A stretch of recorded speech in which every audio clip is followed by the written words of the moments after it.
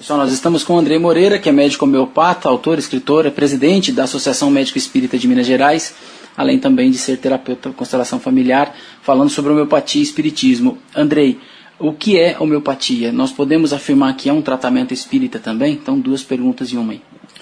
Bom, a homeopatia é um método de tratamento que leva em consideração a realidade vital do indivíduo. Hahnemann, médico alemão, foi quem descobriu essa terapêutica, resgatando velhos conceitos da medicina hipocrática e avançando com a descoberta de um método terapêutico único, porque ele percebeu que substâncias simples, quando diluídas, apresentavam propriedades medicamentosas.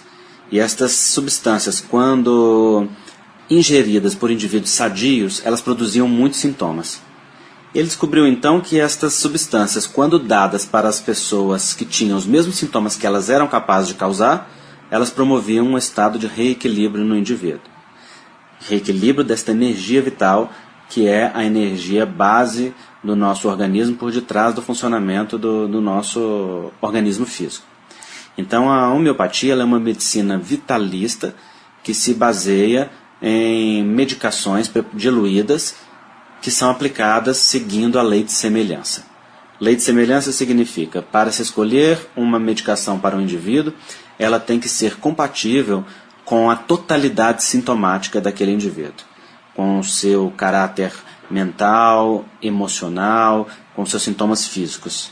E então assim nós temos uma imagem daquela pessoa e podemos escolher uma medicação que cause aqueles mesmos sintomas físicos, emocionais e mentais. E exatamente porque essa substância causa esses sintomas, ela dá um estímulo de reequilíbrio na mesma direção do adoecimento espontâneo do organismo físico.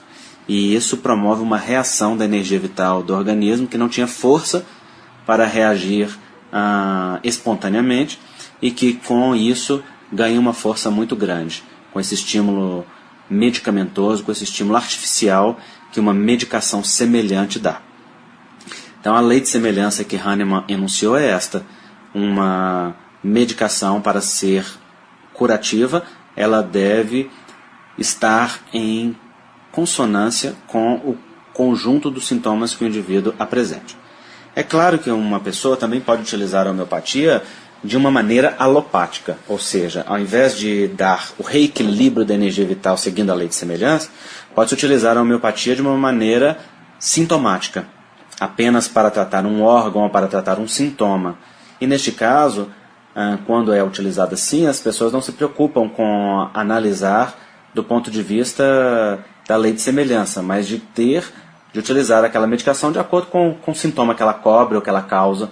Né? Então, se é uma medicação que dá sintoma no fígado, ela trata o fígado; se dá sintoma no estômago, ela trata o estômago; se dá sintoma no pulmão, ela trata o pulmão.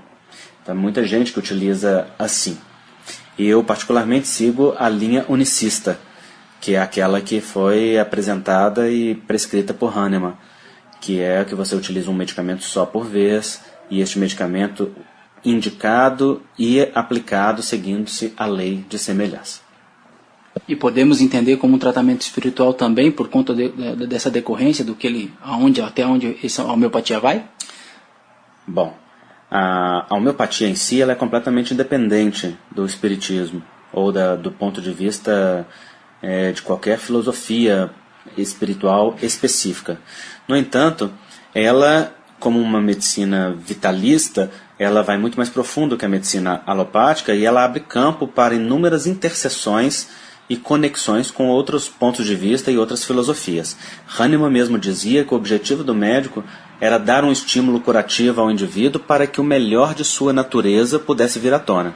E este melhor de sua natureza vindo à tona, dizia Hahnemann, era o espaço de serviço à vida, era o espaço de servir a Deus, inclusive. Ele chega a utilizar esta linguagem, que é uma linguagem religiosa ou espiritual. Então, se nós analisamos a homeopatia em sintonia com o espiritismo, nós vemos que há muita correlação. Tanto é assim que muitos médicos homeopatas são espíritas, muitas pessoas que se utilizam da homeopatia também são, e até mesmo muitos centros espíritas indicam homeopatia nos seus receituários mediúnicos ou nas suas atividades de atendimento à saúde. Porque O Espiritismo é uma ciência e uma filosofia de consequências religiosas que estuda a natureza do espírito e a sua íntima relação com a matéria. Então, o Espiritismo, apresentando o ser humano como um espírito imortal, ele abre o entendimento para a realidade física do homem em consonância com as suas questões espirituais, ou seja, com o uso do seu livre-arbítrio, da sua vontade, daquilo que fez, o que faz de si mesmo, as reações das suas atitudes, e com isso mostra aquele campo comportamental que desorganiza a energia vital.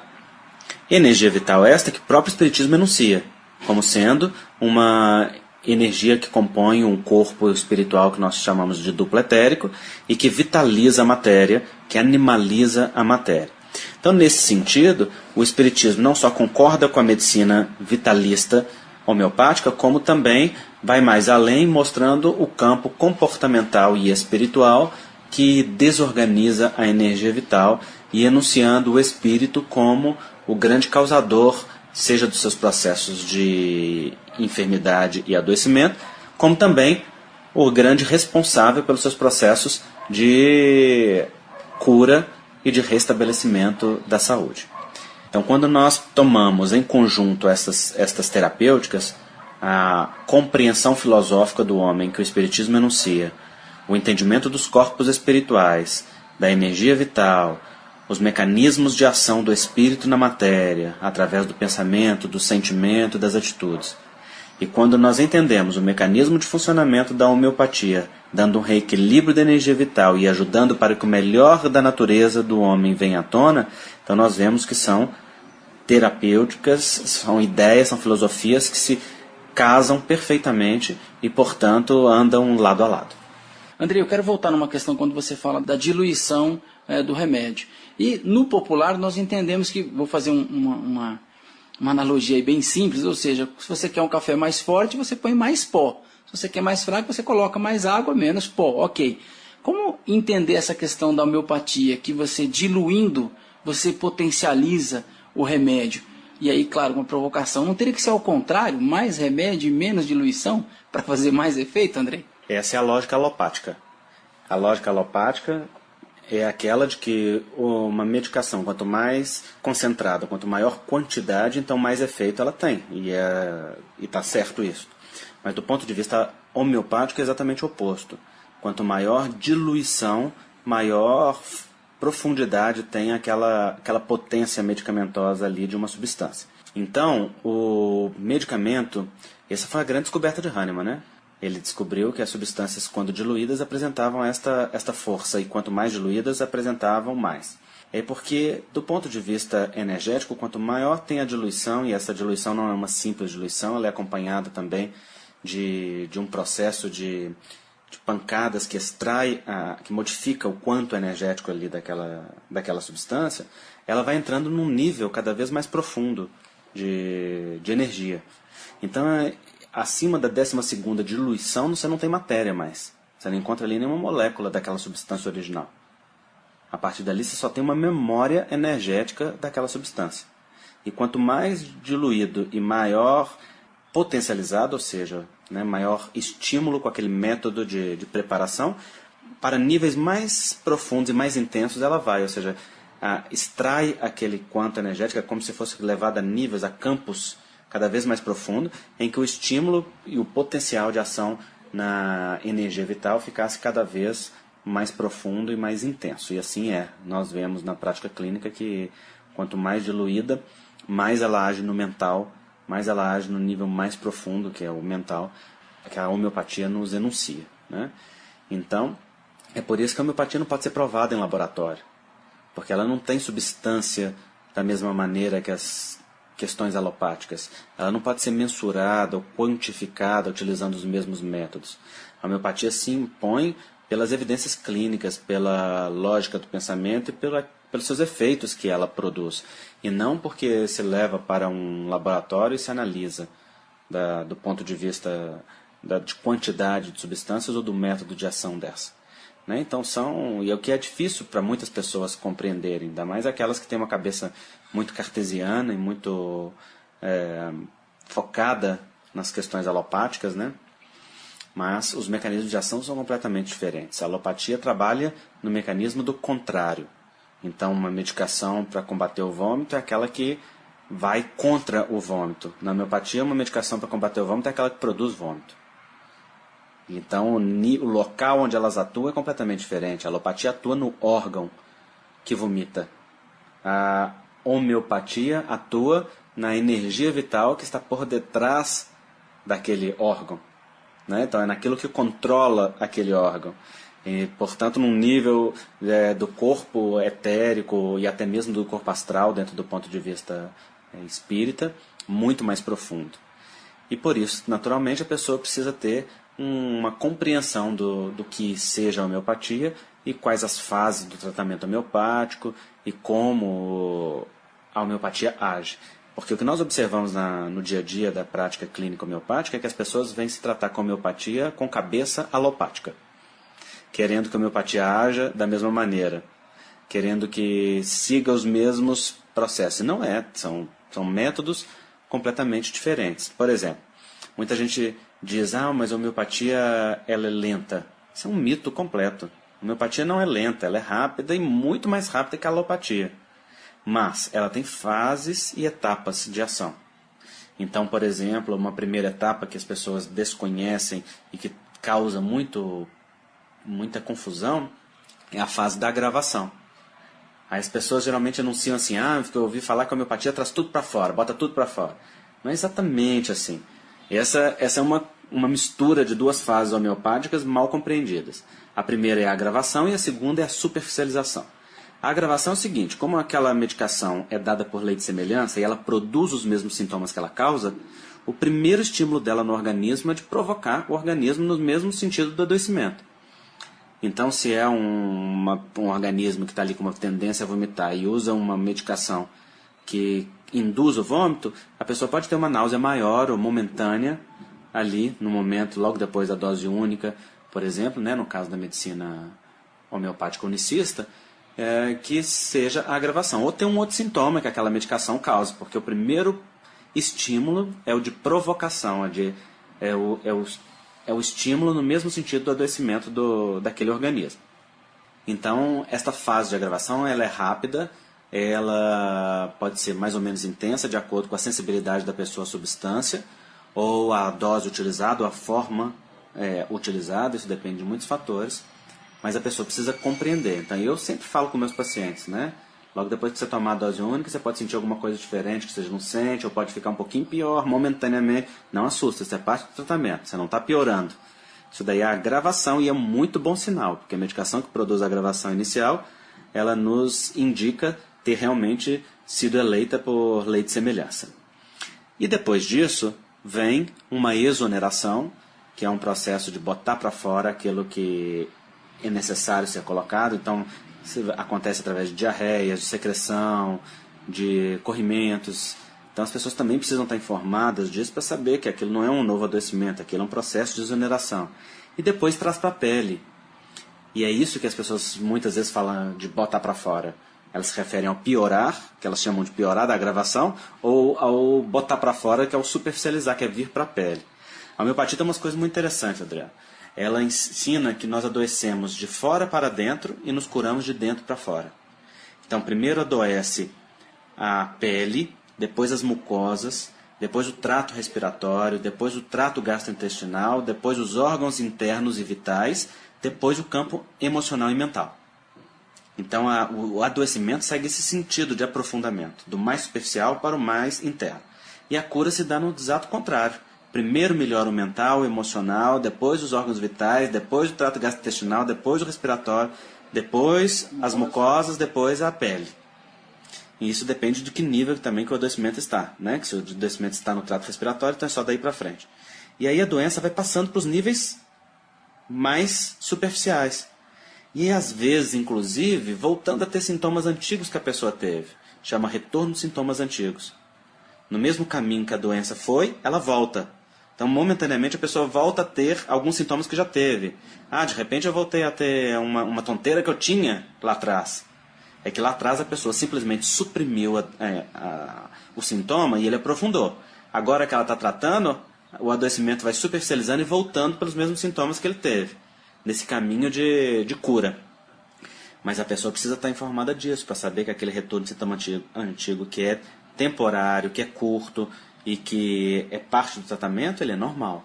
Até que superficializa, até que vem para a pele. E aí é o último estágio dentro do processo de cura. Né? Então, a homeopatia diz que a gente cura de dentro para fora, de cima para baixo. Primeiro melhora os sintomas da cabeça, da face, dos órgãos superiores, dos braços, do tronco, depois o abdômen, depois os órgãos, né, geniturinários, perna e pés. É muito interessante isso. O caminho de cura é de dentro para fora, de cima para baixo.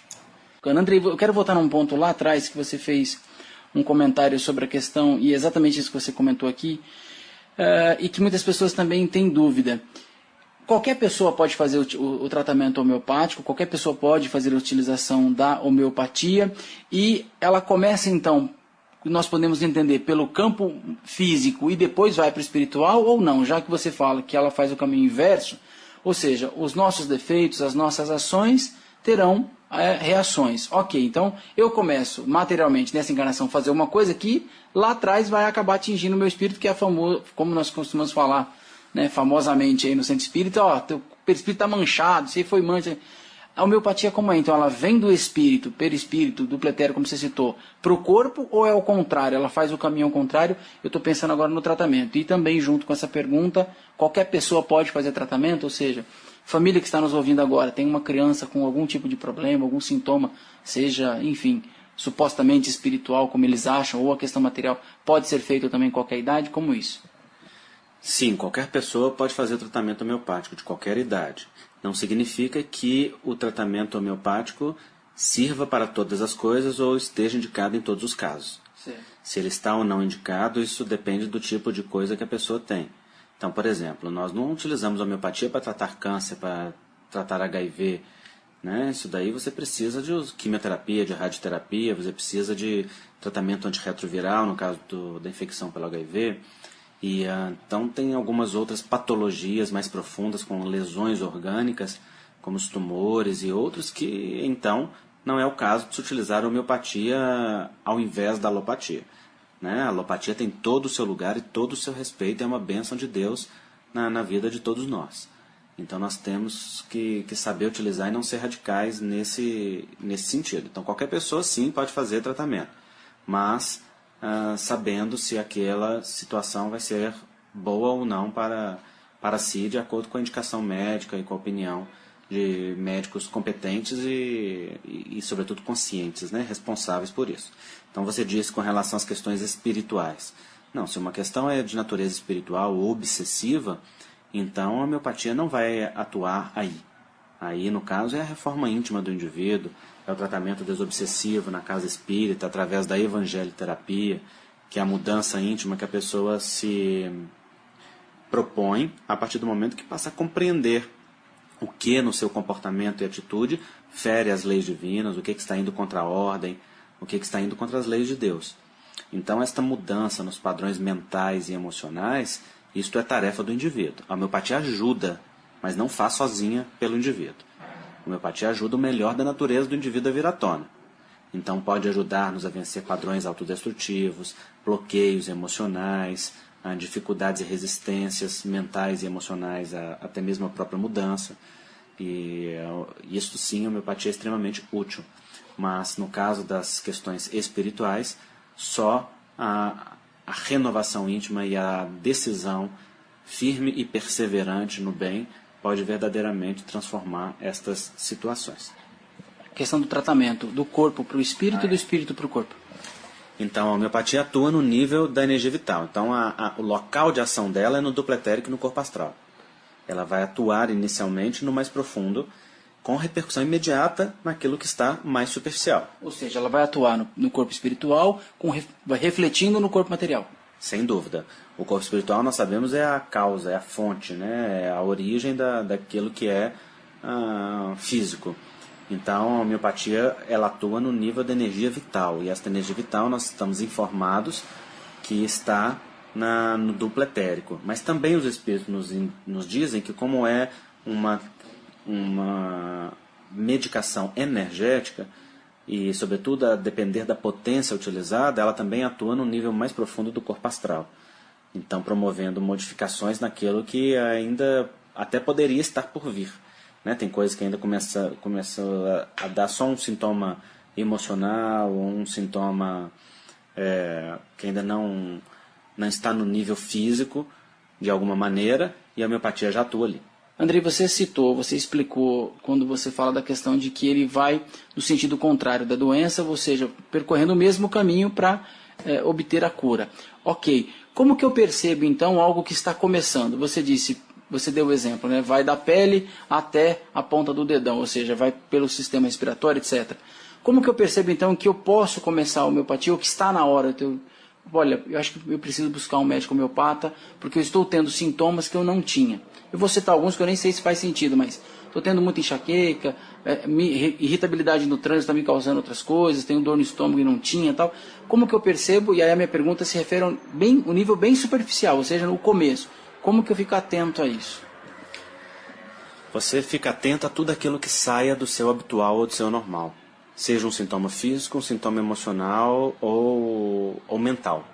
Né? Então, pensamentos que começam a ficar insistentes e tomar conta, dando repercussões físicas, situações emocionais que se mantêm como um padrão, como por exemplo a irritabilidade, ou sintomas físicos em qualquer nível que ele aconteça. Qualquer uma dessas questões pode ser um motivo suficiente para você buscar já a homeopatia e buscar o estímulo que te reequilibre, que te ajude a ter uma reharmonização interna. Né? Porque a homeopatia efetivamente é muito útil em todos estes casos. E você citou aí, por exemplo, a enxaqueca. A homeopatia é excelente para enxaqueca. A enxaqueca é uma das coisas mais difíceis de tratar do ponto de vista alopático. Se utiliza muitos antidepressivos e outras medicações, moduladores de humor e outros para controlar anticonvulsivantes, para fazer o processo de profilaxia das migrâneas, né, das enxaquecas, e muitos deles com muito pouco efeito ou apenas com efeito parcial. E a homeopatia tem excelentes medicamentos que ajudam a tratar a enxaqueca e nós temos visto inúmeras pessoas serem muito beneficiadas por isso. Então, este é um exemplo, por exemplo, de algo que as pessoas podem buscar. Às vezes as pessoas acham que não, por ser algo muito físico. Não, a homeopatia só atua no emocional, ou então só em coisas simples, como alergias, coisas. Não, isso é um ledo engano. A homeopatia atua no organismo inteiro, em níveis muito profundos. É diferente da gente dizer que a homeopatia não cura tudo, ou não serve para tudo, porque quando já tem lesão orgânica, quando já tem lesão no órgão, então ali a homeopatia não dá um estímulo de cura, como por exemplo as tumorações, né, ou outros processos. Mas ela ajuda, por exemplo, a diminuir a incidência das tumorações. Tem medicamentos muito positivos nesse sentido. Andrei, desculpa te interromper, mas você falou, e você já explicou, mas eu quero que você fale um pouco mais disso. Ou seja, você deu exemplo de câncer, AIDS e outras doenças. E você acabou de explicar que quando atingem o órgão já é mais complicado e não atua e tal. Mas se a homeopatia é tão profunda assim, por que nesse caso ela não vai? Então, eu vou voltar na questão do câncer, até porque vocês têm livros aqui na editora da AME que são maravilhosos. Enfim, tem um que eu recomendo, que é o Transformação, enfim, que é um livro bem grosso, pessoal, mas tem um resumo muito bacana, que fala bastante dessa questão do atendimento e é feito por vários profissionais. O Andrei pode falar melhor depois. Por que ele não atua, então? Se a homeopatia tem essa questão de ir profundamente, por que numa doença que, pegar um exemplo como o câncer, que tem assolado a humanidade, todo mundo morre de medo disso, desesperado, já teve um caso na família, ninguém sabe se vai ter e tal, por que a homeopatia não tem esse alcance? Então, a pergunta é porque parece que é contraditório, mas se foi tão profundo, aí no órgão não atinge e tal, só para que você possa explicar. Porque como é uma medicina energética, nesses casos, quando nós já temos lesão orgânica, você precisa de algo que atue no órgão com força de controle deste órgão, que é a medicina alopática, não é a homeopatia. Né? A homeopatia dá tem uma ação profunda sim, mas na energia vital, promovendo aquilo que está por detrás. Mas uma vez que você já teve ali um processo, é igual uma cicatriz, né? Você já cutucou, formou ali um processo de cicatriz, que aquilo ali já não está no seu normal mais, já não fica mais no habitual. Então, nesse caso, nós temos que utilizar medicações que tenham força de ação no órgão, e no controle no nível biológico. E este caso é o da alopatia. Então a alopatia também tem o seu lugar. A alopatia tem a sua função e tem a sua utilidade. Ou seja, Andrei, volta naquela questão de que nunca abra mão das possibilidades de tratamento que você tem. Se você pode, busque a todos, porque cada um vai ter sua função e aí juntos tem essa melhora.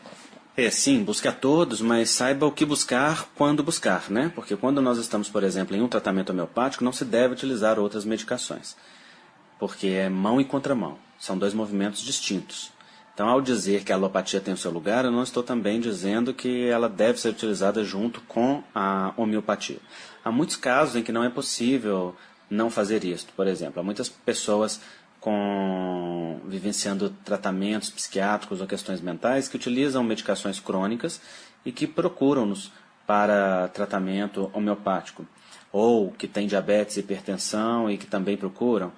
Então há homeopatas que são da opinião de que se deve tirar essas medicações. Eu particularmente não sou. Eu faço o tratamento concomitante de duas linhas de ação, e com isso nós temos que ajustar a dose e forma de tomada da homeopatia, porque exatamente você já tem outros níveis de aprofundamento daquela enfermidade naquele organismo e, portanto, precisa daquelas medicações específicas, ou porque a pessoa já está dependente das medicações, como no caso das questões psiquiátricas, e não é possível fazer a retirada daquilo de uma forma integral ou rápida, né? Então, nesses casos, a gente acaba tendo que fazer o tratamento concomitante. Mas o ideal é que se faça o tratamento homeopático livre, ou seja, que a pessoa, se é possível, esteja somente sob terapêutica homeopática, inclusive evite tomar qualquer outro tipo de medicação, e inclusive de usar algumas substâncias, como por exemplo a cânfora. A cânfora é um antídoto homeopático. Então, quem está sob tratamento homeopático não deve utilizar nenhum creme de massagem que tenha cânfora, alguma coisa de cabelo ou produto de limpeza, né, porque a cânfora corta o efeito da homeopatia. É um famoso antídoto homeopático. Também o café deve ser limitado, pouca quantidade, porque ele é um intoxicante do organismo, a cafeína, presente não só no café, mas também na Coca-Cola, na Pepsi, no chamate preto.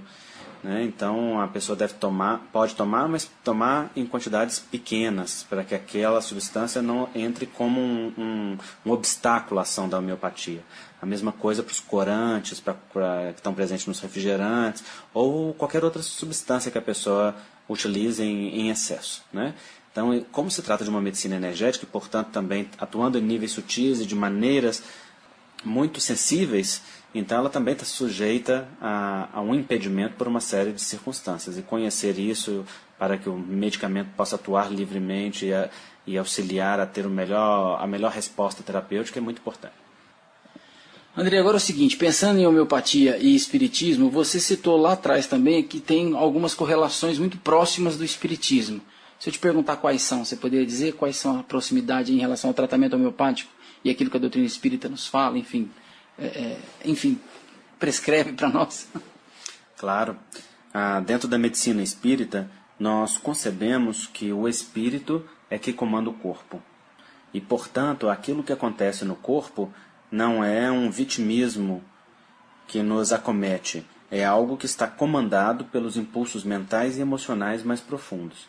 Então, o espírito que somos coordena o funcionamento das células, desde o nível das energias, incluindo aí a energia vital, que se desorganiza sobre a ação do pensamento, do sentimento e das atitudes, até o nível da ação celular mesmo, do funcionamento da célula dentro do corpo físico, que está obedecendo não só aos impulsos mentais, mas também às substâncias que nós ingerimos e que atuam sobre o corpo. Então, a homeopatia ajuda a reorganizar a energia vital de acordo com a lei de semelhança. E o espiritismo nos educa o espírito para a compreensão do que é que está contrário à lei divina e daquilo que nós precisamos fazer para readequar-nos e modificar os padrões de pensamento e de sentimento, as correntes mento-emocionais que comandam o corpo físico. Então, nesse sentido, o espiritismo nos ajuda a nos beneficiarmos do tratamento homeopático, fluidoterápico, que a Casa Espírita oferece também, né, através dos passos ou da água magnetizada, enquanto nós nos reeducamos e transformamos a nós mesmos através do autoconhecimento e da autossuperação. Assim, neste mergulho interno em direção a nós mesmos, nós vamos cada vez mais percebendo as nossas características reais, os nossos padrões, os nossos reais interesses, as nossas intenções ocultas, os padrões inconscientes ou as repetições conscientes que estabelecemos e que nos adoecem. E com isso temos a possibilidade de transformar no campo das causas aquilo que verdadeiramente nos enferma. Costumamos dizer que nenhum medicamento cura, nem alopático nem homeopático. Eles somente modificam a expressão dos sintomas. Então, uma cirurgia pode extirpar um tumor, um medicamento pode controlar um sintoma ou até mesmo a recorrência de uma enfermidade, mas cura é patrimônio do espírito. Significa modificação no plano causal, transformação íntima, no campo moral. Se a causa daquilo é um comportamento do indivíduo e a sua vida, então as modificações de comportamento transformam. Se é uma relação obsessiva, uma relação negativa com espíritos que estão na mesma sintonia de nós mesmos, então a modificação do pensamento e do sentimento também modifica a natureza dessa sintonia. Se é algo que nós trazemos do nosso passado, que está registrado e gravado no nosso corpo espiritual, a transformação e os hábitos saudáveis de vida vão pouco a pouco limpando o nosso corpo espiritual através das modificações transformadas, né, no bem, e isso evita que nós enfermemos ou que nós tenhamos que adoecer o corpo físico para exonerar estas energias. Então, o campo da transformação do comportamento, através da educação do espírito, é o grande tratamento que o Espiritismo nos propõe. O tratamento espírita não é tomar passe, não é usar água fluidificada. Isso é medicação espírita. O tratamento espírita é renovação da alma, é compreensão de que somos espíritos e, portanto, aprender a adequar a nossa vida de acordo com esta realidade. Conscientes de que nós não começamos com o fenômeno da concepção, nem morreremos com o fenômeno biológico da morte. Somos seres imortais, seres divinos, criados pelo amor de Deus para um destino de amor pleno. E que estamos evoluindo e progredindo, pouco a pouco, graças às nossas próprias conquistas, coordenados e tutelados pelas leis divinas, e que, portanto, estamos nesta encarnação trazendo do passado o somatório do que fomos, do que vivemos e do que semeamos, colhendo no presente estes efeitos e semeando agora aquilo que vamos colher no futuro. Então, estamos em um contínuo vida, que nós somos os autores da nossa história, os responsáveis pelas nossas felicidades e infelicidades e, portanto, aqueles que têm o poder de transformar tudo ao seu redor. Para isto, é preciso que nós reconheçamos os nossos potenciais e desenvolvamos as potencialidades da alma, que é o trabalho que o Evangelho faz por nós. Não é? Ele nos educa para a realidade imortal do espírito, para os valores da imortalidade da alma, educando-nos a vida e o sentimento para a sintonia com a lei de Deus. Andrei, o André Luiz, em algumas das suas obras, ou quase em todas, relata que durante ou após as preces, e aí pegando como exemplo a prece de Ismália, lá no Mensageiros, que flocos de fluidos tocavam as pessoas e mudavam de cor, né, enfim, as pessoas, aura, etc., e causava sensações diversas. Pensando nessa questão da prece, a homeopatia tem o mesmo sentido. Então, você acabou de dizer aí que a água fluidificada e o passe são medicamentos espíritas. A prece, eu acredito que não entra nessa questão espírita, porque Jesus disse lá atrás que a maior ferramenta que nós temos é a oração, é a prece. O espiritismo não existia. A homeopatia caminha nesse mesmo sentido que a prece, é tão profundo quanto, não é? Como entender essa questão da prece relacionada com a homeopatia? Sim, o Espiritismo nos ensina a respeito dos fluidos, a respeito do nosso campo biomagnético pessoal, e nos ensina que cada um de nós irradia a partir de si aquilo que é, aquilo que vibra, aquilo que sente. Então, quando Ismália narra os flocos de fluidos tocando e modificando-se de cor, é porque os fluidos espirituais interagindo com os nossos fluidos pessoais sofrem influenciação e transformação, e também eles transformam os nossos fluidos pessoais. São os fluidos superiores que nós atraímos através da prece, quando nós elevamos o pensamento e o sentimento e nos colocamos em sintonia com os altos planos da existência, modificando a nossa expressão energética e atraindo para nós outra natureza de fluidos e de energias. A prece é a maior bênção que nós podemos ter quando feita com sinceridade, em conexão com o coração e com a verdade de cada um, porque ela nos coloca humildemente diante do Criador na condição daqueles que aceitam o auxílio. Não exatamente daqueles que pedem auxílio, porque nós não precisamos pedir para obter. Quando Jesus diz pedir, obtereis, não é porque o ser humano precisa pedir. O que nós necessitamos já está disponibilizado para nós por Deus a todos os instantes. Mas é que no momento que a gente pede, a gente se abre o canal. A gente se coloca na sintonia. Então, quando Jesus ensina pedir, ele está dizendo, abra a sintonia, porque o que você precisa já está aí ao seu dispor.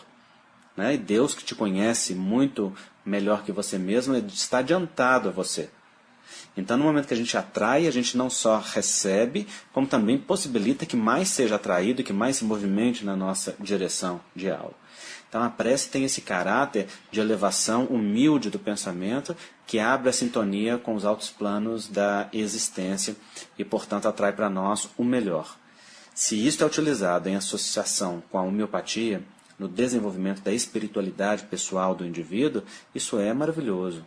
E esse é o grande objetivo, que cada um de nós desenvolva espiritualidade, que é um sentido verdadeiro de sacralidade e de relação com o sagrado na intimidade do coração.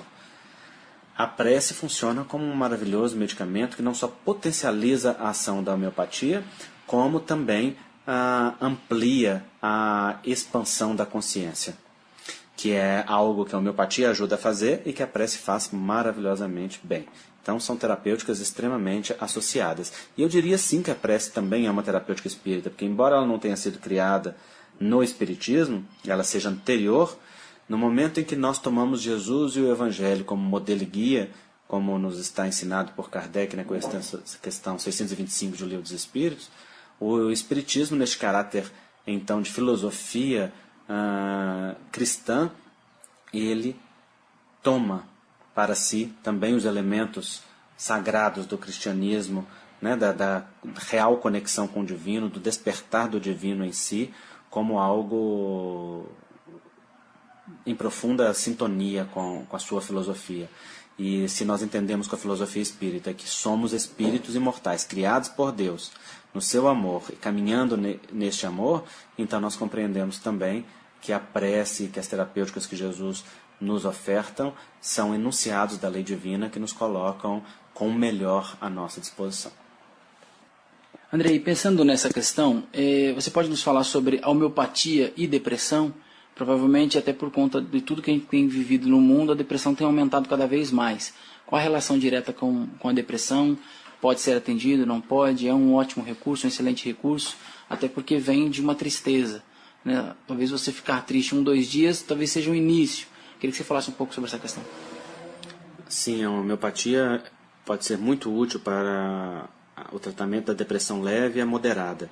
No caso das depressões graves, sobretudo aquelas quando nós temos ideações suicidas, é necessário o uso das terapêuticas antidepressivas alopáticas, porque aí é necessária uma contenção rápida e uma modificação rápida, né, mas no sentido de contenção da neuroquímica cerebral. Então, muita gente procura, né, homeopatia por conta disso, e como a homeopatia age no campo emocional, ela ajuda profundamente a tratar. A tristeza ela só é considerada como parte da depressão quando ela passa de 2 semanas contínuas e está associado a um estado de desânimo, a um estado depressivo ou a uma perda da alegria de viver. Fora isso, a tristeza é um fenômeno emocional natural que nos ajuda, inclusive, a trabalhar e metabolizar aquilo que nós sentimos. Emoções não são doenças, portanto a tristeza não é doença. A tristeza se torna parte da doença que se chama depressão a partir do momento que ela passa do seu limite e que nós não a utilizamos de uma forma saudável. E, sem dúvida, a depressão tem se tornado uma das doenças mais graves e estima-se que até 2020 se tornará a primeira causa de morte né, do ponto de vista da saúde psíquica, e leva a muitos suicídios e a muitas limitações. Tem inclusive um alto custo para os países e as sociedades em termos financeiros e também para os indivíduos. A depressão encontra uma compreensão bastante ampla no conhecimento espírita, e nós vemos que a neuroquímica cerebral, ela não é causa, ela é efeito. A depressão não se inicia no cérebro, senão quando essa depressão é uma consequência de outra enfermidade, como por exemplo um hipotireoidismo, que é um distúrbio da glândula tireoide, ou um tumor de uma glândula suprarrenal, ou de um outro tumor, né, no organismo, ou um distúrbio do metabolismo hepático. Então, nesses casos, a depressão não é, inclusive, diagnóstico em si mesmo, ela é um sintoma daquele distúrbio orgânico que está acontecendo. Mas quando não é este o caso, quando a depressão acontece sem nenhuma causa orgânica, então nós vemos que ela também não é causa. Esse distúrbio neuroquímico cerebral, ele é efeito. Efeito do quê? Efeito daquilo que se passa na mente do espírito, no nível mais profundo, no campo mental e no campo emocional, porque pensamento e sentimento são igual namorados, andam sempre de mãos dadas. Pensamentos gerando sentimento, sentimento gerando pensamento. Assim, nós vemos que por detrás desse distúrbio neuroquímico há muitas causas psicológicas, emocionais, espirituais, crenças negativas que o indivíduo armazenou em si mesmo e cultiva, posturas pessimistas e negativistas de vida, que às vezes foram reforçados pelo contexto educacional, sustentações de traumas e dores emocionais vividas que o indivíduo não se permite metabolizar, mas se mantém escravo daquela situação através de uma interpretação vitimista da situação, considerando-se injustiçado, ou considerando-se afetado por aquilo de uma maneira a não ter escolha, o que não é uma verdade, porque cada um de nós não é o resultado daquilo que viveu, nós somos o resultado do que interpretamos do que foi vivido. Então, na vida adulta, nós temos a oportunidade de ressignificar e reinterpretar todas as experiências de vida. Claro que muitas vezes com auxílio psicológico, né, e terapêutico adequado de quem nos ajude a fazer isso. Às vezes não sabemos fazer isso sozinhos, mas é possível fazê-lo. Então, se a pessoa acredita que não e fica numa postura e numa interpretação vitimista da vida, a vida não flui, ela não caminha. E aí nós temos muitos problemas. Então, além dessas questões, há uma postura importante que a gente vê por detrás da depressão, que a gente diria que é uma postura de rebeldia. Na postura de rebeldia, há uma voz inconsciente que diz assim: já que não tenho a vida que quero, não aceito a vida que tenho. Significa, já que a vida não me atende do jeito que eu gostaria, do jeito que eu exijo, do jeito que eu acho que devia ser, também do jeito que pode ser ou que é, eu não acolho. E aí vira uma briga com a realidade. Perder. E claro, já sai perdendo de começo, e vai perder sempre. Porque não existe briga com a realidade. A realidade é o que é. E ela se impõe, ela é a realidade. Né? O passado já passou, o futuro ainda é uma promessa, a única vida real acontece aqui agora no presente. Então, se nós não botamos os dois pés no chão, muito bem fincados, acolhendo o presente como ele é, para então poder transformá-lo, se não fazemos isso, não tem solução. Então, aquilo que se opõe à postura da rebeldia, eu chamo de resignação ativa. Resignação porque não há briga com a realidade. Nós então acolhemos a realidade do jeito que ela é, porque está tudo certo como está. Ou foi planejado, ou foi atraído, ou foi escolhido, ou foi pedido, ou foi resultado do que escolhemos para nós mesmos, está tudo certo. Se a gente acolhe, não é, o que de bom ou o que de ruim nós fizemos, está tudo certo na nossa caminhada. No entanto, essa resignação não é submissa nem passiva, ela é ativa. Ativa porque ela trabalha para transformar o que está. Então eu posso estar numa situação financeira, afetiva, difícil, mas enquanto eu não brigo com a realidade, eu trabalho para modificar esta realidade. Né? Então isso é muito importante. André, última questão. Qual a atuação da homeopatia, enfim, qual o medicamento no campo da ansiedade? Tem tratamento? Não tem? Nossa, muitíssimo. Bom, o fato é que há muitas medicações homeopáticas que tratam a ansiedade. mas não é igual a alopatia, que você prescreve a mesma medicação para qualquer pessoa, né? Não é um diazepam, um Rivotril homeopático. São medicações que têm que estar em sintonia não só com aquela ansiedade da pessoa nas suas particularidades mais profundas, como também está em relação com o temperamento da pessoa, com sintomas físicos e com outras características emocionais. Então, para isso, uma consulta com um médico homeopata é muito importante para que a pessoa possa ter a medicação que ela necessita. Não cabe automedicação em homeopatia, a pessoa se automedicar com o que foi bom para o vizinho, para a vizinha, como se aquela medicação, se foi bom para o outro, então vai ser bom para mim. Não, aquela medicação que foi excelente para o outro pode ser nada para você, porque ela não está em sintonia com a sua realidade. Então a lei da semelhança ela deve ser muito respeitada em homeopatia, porque ela é o coração da prática homeopática. Como eu disse, há muitos profissionais que utilizam de outra forma, e são muito respeitáveis todos esses profissionais. Utilizam a homeopatia pluralista, que utiliza várias medicações ao mesmo tempo. E esta visão tem uma visão mais orgânica, tem uma visão mais sintomática, mas ela também funciona. No entanto, nós aqui preferimos utilizar a medicina unicista, conforme Hahnemann a prescreveu. Andrei, forma de contato para falar com você ou com a AME aqui em Minas, como faz? Bom, comigo é o meu e-mail, ammsouza@hotmail.com, ou as minhas redes sociais. Eu tenho um perfil pessoal no Facebook e no Instagram, Andrei Moreira, e também uma página de autor no Facebook, que também está como Andrei Moreira. E lá as pessoas podem ter acesso às minhas atividades e também ter interação conosco. No espaço, planetas, estrelas, constelações, moradas, estradas, múltiplas direções, um olhar perdido na imensidão do céu.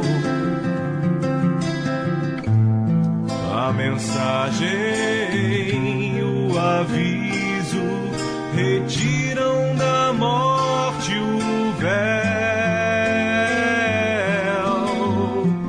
Além do sonho, além da imaginação.